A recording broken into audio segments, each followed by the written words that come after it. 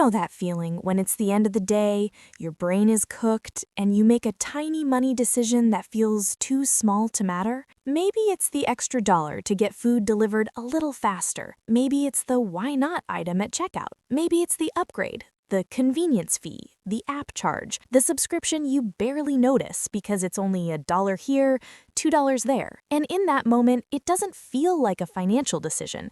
It feels like survival. It feels like relief. That's what makes it dangerous, because the mistake that quietly drains a lot of people isn't usually the big dramatic one. It's not buying a boat they can't afford. It's not emptying their savings in one reckless weekend. It's something much smaller, much more ordinary, and honestly, much more human. It's treating $1 like it doesn't count. And if you've ever done that, you're not bad with money, you're normal. But normal can get expensive. Most people misunderstand this topic because they think financial problems come from big moments, a bad investment, a huge credit card balance, a job loss, a medical bill. And yes, those things matter a lot. But what people miss is that money is emotional long before it is mathematical. By the time the math becomes obvious, the behavior has usually been repeating for years. That's why people can earn decent money and still feel like they're falling behind. That's why someone can get a raise and somehow feel no safer. That's why two people with the same income can live in completely different emotional realities. One person feels in control. The other feels like money disappears. And usually the difference is not intelligence. It's not discipline in the heroic internet version of the word. It's not who wants it more. It's awareness, because the $1 mistake is almost never about $1. It's about what that dollar represents. It represents autopilot. It represents emotional spending that doesn't look emotional. It represents all the tiny moments where you're tired, rushed, stressed, lonely, burnt out, trying to save time, trying to feel better, trying to reward yourself for surviving another week. And the worst part is, modern life is built to make those moments constant. Think about how money used to feel. You had to physically hand it over. You had to see it leave. There was friction. There was a tiny pause between I want this and I'm paying for this. Now, it's one tap, one click, one auto-renewal, one invisible charge folded into a bigger number. That changes how your brain behaves. When the pain of paying gets softened, your standards get softer too. You don't feel like you're making a decision. You feel like you're removing discomfort. And that's where the leak starts. Let's make this real. Imagine you spend just $1 extra a day in ways you barely register. That's $365 a year. On its own, that doesn't sound life-changing. A lot of people hear that and think, okay, that's annoying, but it's not exactly a crisis. But money doesn't live in 1 year. That same pattern, repeated over decades, starts telling a different story. If that amount had been saved or invested consistently, the gap becomes much bigger than the dollars you actually spent. Not because of some fantasy, just because time amplifies patterns. And this is where people either get inspired or defensive. Because the second you talk about small spending, people think you're about to shame them for coffee, groceries, or trying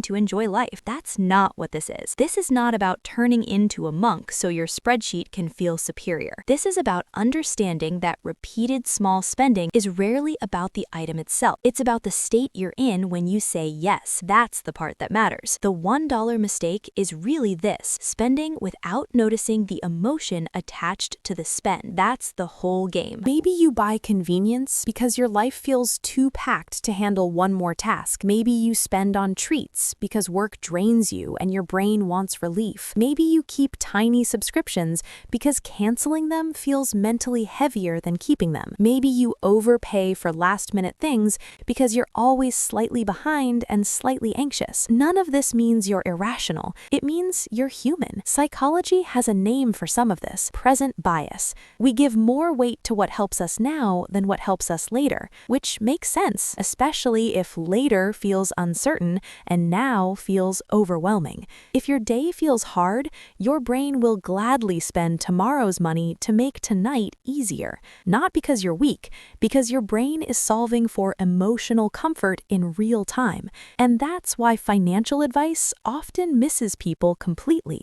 It talks to them like they're calculators, but people aren't calculators. People are carrying stress. People are carrying family expectations. People are carrying rent, food prices, prices, work pressure, exhaustion, guilt, comparison, and that weird low-grade panic of feeling like life keeps getting more expensive no matter how hard they try. So when someone makes a tiny spending decision that buys them a little relief, of course it doesn't feel irrational. It feels earned. The problem is that relief is temporary and the pattern is permanent. And small patterns don't stay small. A $1 mindset becomes a $3 mindset, then a $7 one, then a dozen quiet upgrades that all feel individually harmless and collectively expensive. Faster shipping, delivery instead of pickup, the premium version, the add-on, the convenience fee, the app that rounds up, the membership you forgot, the snack because you were too tired to cook, the coffee because you left home late, the replacement item because planning ahead took energy you didn't have. It all makes sense in isolation. That's why it's so hard to catch. One of the most important things I've learned about money is that people don't usually lose control all at once. They lose it in fragments. A little in the morning when they're rushed, a little at lunch when they need a break, a little at night when self-control is gone, a little on the weekend because they want to feel like life is more than bills and responsibilities. And if you do that often enough, you create a life where money is constantly leaving to solve emotions that were never really about money in the first place. That's why this topic hits deeper than spending habits. It touches identity because nobody wants to think of themselves as careless. Nobody wants to admit that their bank statement is partly a stress diary. But for a lot of people, that's exactly what it is. A record of what they were too overwhelmed to deal with more directly. A record of how often they paid for speed because they had no margin. A record of how often they paid for comfort because they were emotionally depleted. A record of how often they said, "It's just $1," when what they really meant was, "I don't have the energy to think right now." And again, I want to be careful here. This is not blame. Blame makes people hide. Awareness gives them options. That's the turning point. Not guilt, not shame, not some extreme cut everything fun from your life philosophy. The turning point is when you stop asking, "Can I afford this?" and start asking, "What am I actually paying for?" That question changes everything because sometimes you're not paying for food, you're paying for not having to clean the kitchen. Sometimes you're not paying for convenience, you're paying for 10 minutes of peace. Sometimes you're not paying for the product, you're paying for a version of yourself that feels less behind, less deprived, less stressed, less invisible. And once you see that, your money decisions get quieter and smarter. You stop fighting yourself at the surface and start understanding the need underneath. If the real issue is exhaustion, then the answer may not be more disciplined. It may be reducing chaos in your week. If the real issue is time anxiety, maybe the fix is planning one or two things ahead, not trying to become a perfectly optimized person overnight. If the real issue is emotional burnout, maybe the goal isn't to eliminate every comfort purchase. Maybe it's to make them conscious instead of automatic. That difference matters more than people think because unconscious spending creates anxiety. Conscious spending creates peace, even when the dollar amount is the same. Read that again in your own life. It's not always the spending that hurts. It's the feeling that you weren't really there when it happened, that your money moved before your mind did. And that's why the healthiest shift is not becoming obsessed with every cent. It's becoming honest about patterns. You don't need to fear money. You need to notice it. You need to notice when the small charge is a convenience purchase and when it's really a coping purchase. You need to notice when a cheap habit is actually expensive because it repeats every day. You need to notice when treating yourself has quietly become the only emotional language your week understands. And once you do that, practical change becomes a lot more realistic. Not easy, just real. Maybe the first move is simple. For 1 week, you catch every tiny doesn't matter purchase. Not to judge it, just to look at it. You ask one question each time. What was I feeling right before I spent this? You'll probably see patterns fast. Stress,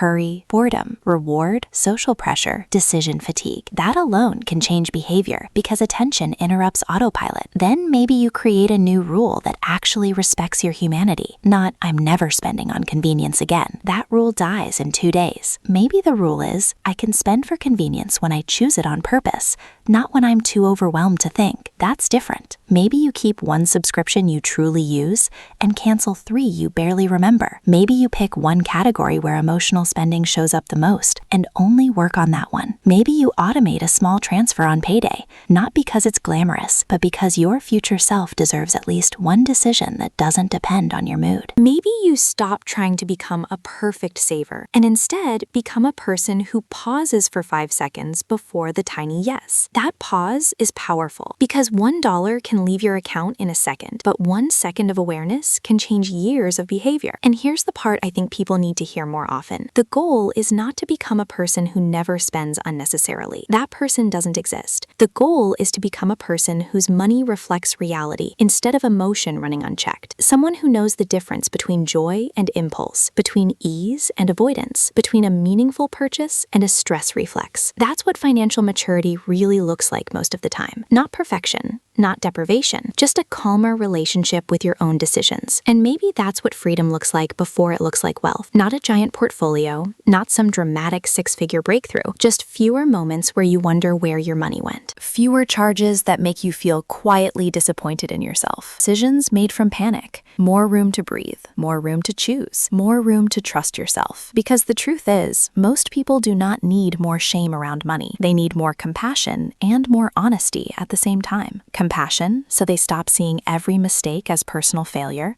Honesty, so they stop pretending tiny habits don't shape big outcomes. Both matter. If you only use honesty, you become harsh. If you only use compassion, you stay stuck. But if you use both, you can finally change without turning your life into punishment. So no, the $1 mistake is not about being broke because you bought one small thing. It's about underestimating what repeated, emotionally invisible spending does over years. It's about forgetting that money habits are often stress habits wearing different clothes. And it's about realizing that the smallest decisions in your life are often the most revealing ones because they happen when nobody's watching, when there's no big financial plan open on the table, when it's just you, your mood, your energy, your environment, and one tiny choice that feels too small to matter. Those are the choices that shape a life daily, almost invisibly, until one day the pattern becomes visible in your bank account, your stress level, and that constant feeling that you should be further ahead by now. If that feeling hits a little close to home, you are not alone, and you are not behind because of $1.